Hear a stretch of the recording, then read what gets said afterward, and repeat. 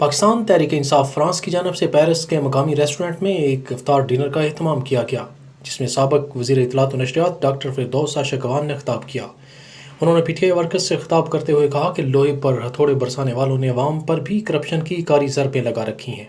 तकरीब में PTI के अलावा दूसरी हमख्याल पार्टीज़ के कारकुनान ने भी शिरकत की।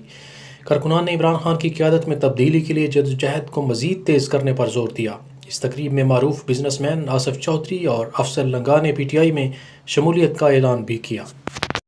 होती है आर्टिकल 6 के तहत पाकिस्तान तहरीक इंसाफ ये मुतालबा कर रही है कि नवाज शरीफ के ख़िलाफ़ आर्टिकल 6 के तहत मुकदमा दर्ज किया जाए।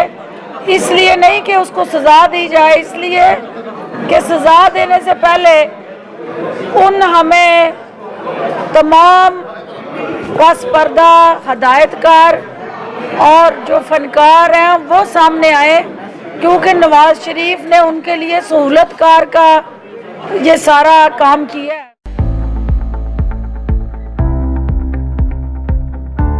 आप देख रहे हैं ऑन देसी टीवी, आपका अपना चैनल।